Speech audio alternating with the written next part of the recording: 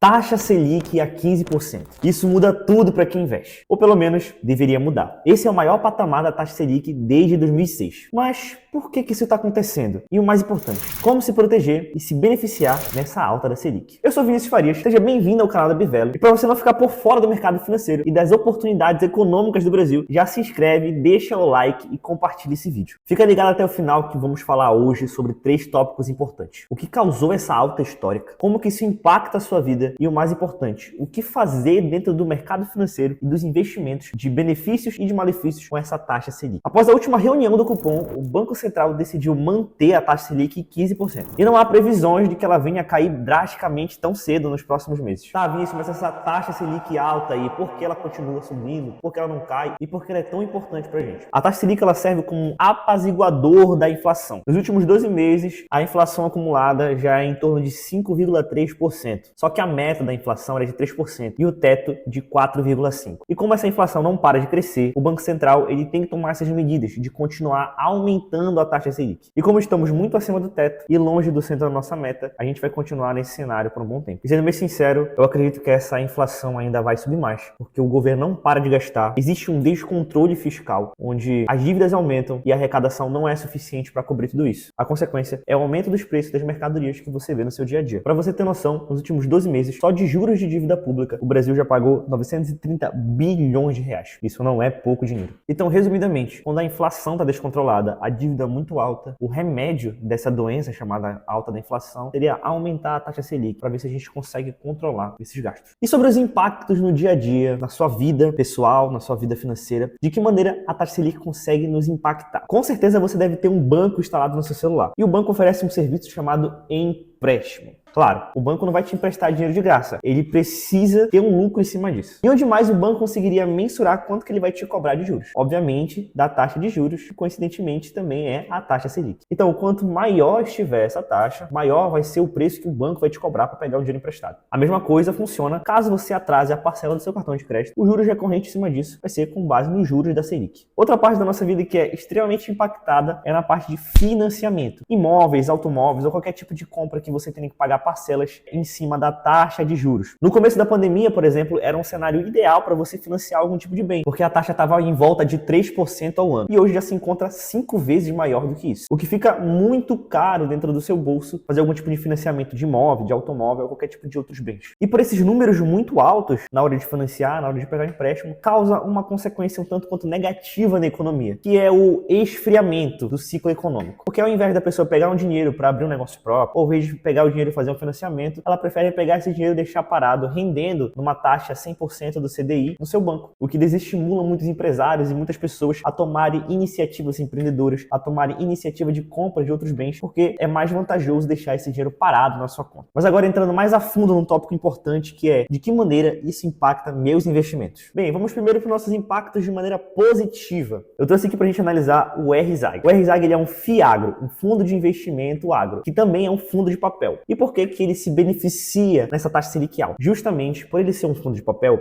olha só esses indicadores. Ele está pagando 16,13% ao ano de dividendo, o que significa que ao longo de um ano eu vou receber por cota 16,13% da quantidade que eu tenho investido. Mas agora vamos entender o porquê que ele se beneficia. Como a gente pode ver, ele é um fundo de papel, o que significa que ele investe em papéis. E esses papéis a gente consegue analisar aqui na tela, olha.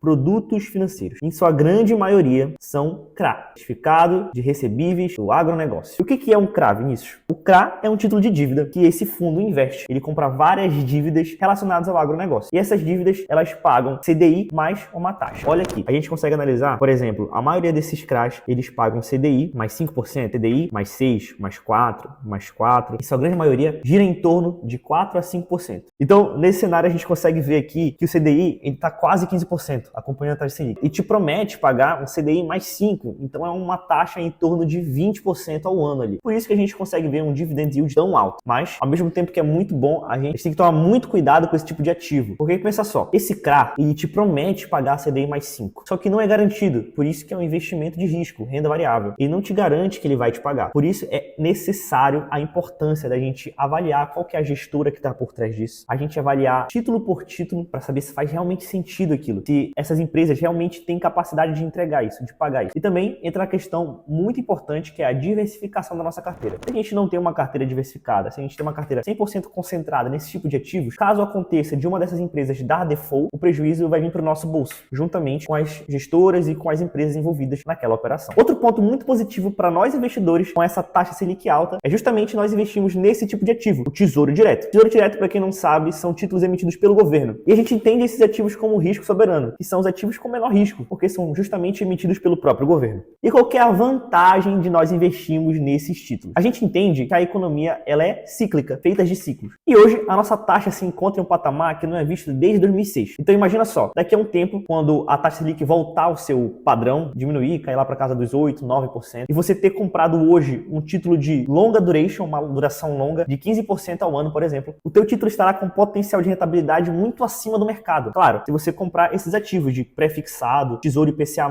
com uma duration longa. Isso é muito importante para você fazer uma estratégia de marcação ao mercado e pensar no longo prazo. E nesse cenário também a gente cria muitas oportunidades. Para quem está acompanhando o mercado de ações, a gente percebe que com essa alta Selic, as ações começam a ficar mais baratas. Porque existe uma migração gigantesca do mercado da renda variável para renda fixa, uma vez que é muito mais confortável ter uma segurança de ganhar 15% ao ano do que correr risco em algumas ações. Então o mercado acaba passando por esse efeito manado, o que abre uma grande margem de oportunidade. Imagina que uma empresa X, ao longo dos anos, se manteve muito constante, pagando bons dividendos, tendo bons lucros e apresentando bons resultados. Porém, ela começou a cair recentemente porque muita gente migrou da renda variável para a renda fixa. O que acontece? Essa empresa ela não deixou de ser boa, essa empresa não deixou de pagar bons dividendos, de ter bons resultados. Acontece que ela foi influenciada pela alta da taxa Selic, uma vez que a renda fixa e a renda variável são inversamente proporcionais. Para mim, investidor consciente, inteligente e que é inscrito no canal da Bivelio, entende que isso na verdade é uma oportunidade, porque essa empresa ela não deixou de ser boa, mas agora ela está a bom preço, pagando bons dividendos e continua sendo uma boa empresa. Essa margem de oportunidade é muito importante para a gente refletir e pensar a necessidade também de nós termos um caixa. O que é um caixa? Caixa de oportunidade é como se fosse uma reserva onde nós deixamos uma parte do nosso dinheiro investidos com liquidez, segurança e rentabilidade, para quando aparece uma oportunidade dessa no mercado, a gente tira esse dinheiro e consegue comprar boas empresas. Então o que eu devo fazer agora com essa alta Selic?